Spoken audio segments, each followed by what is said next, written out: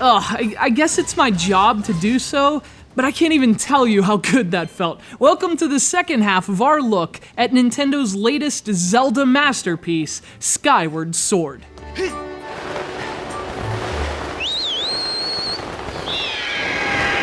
Even the most stubborn Nintendo defender would admit the Wii's grandiose mission statement, that motion-controlled revolution, ended up being more of a rough storm than total sea change, so to speak.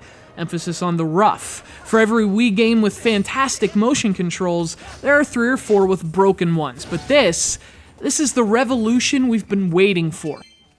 It's rare to play a game in which the controls actually immerse you into the game's world, but that's what MotionPlus does for Zelda. Sword fights are no longer routine exercises in obligatory button mashing. Each one is an event that requires attention, even strategy. Enemies will protect themselves, and you'll have to slash them where they're exposed. The game never lets combat feel arbitrary. There's always an interesting hook that makes Link's battles more rewarding than ever before.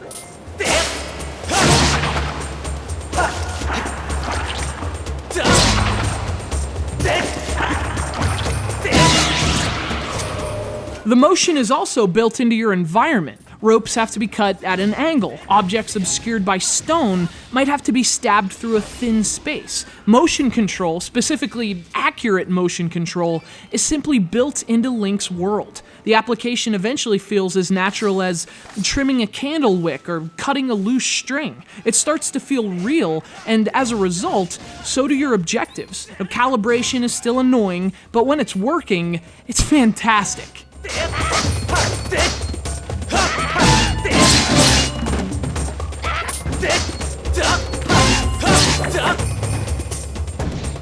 But as well as it plays, I think what makes Skyward Sword so tremendous is the way it looks. It's not often I get to reference centuries-old art movements in a video game review, but how beautiful it is when the opportunity arises. And more than its controls, more than its structure, what defines Skyward Sword is its spectacular appearance.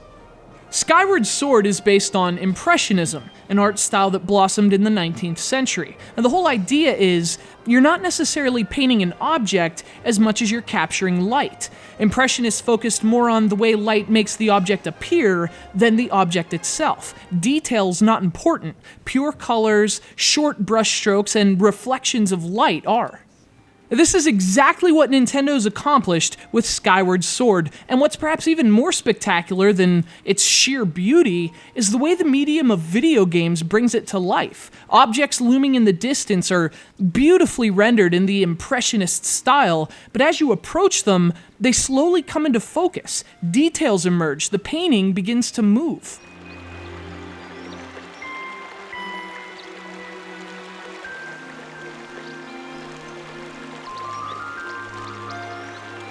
It's a really stunning effect, but it's also admirably bold. Nintendo's decision to forego conventional graphics for this impressionist style not only makes Skyward Sword one of the most gorgeous games I've ever seen, but one of the most artistically significant.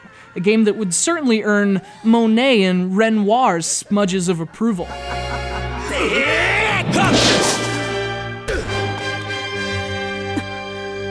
Now, I don't use the term masterpiece loosely. That's a word I reserve for games in only the uppermost echelon of their industry, but it's a perfect fit for what Nintendo has accomplished with Skyward Sword. The Zelda games have almost unreasonably high standards, but for many reasons, this one sets them even higher.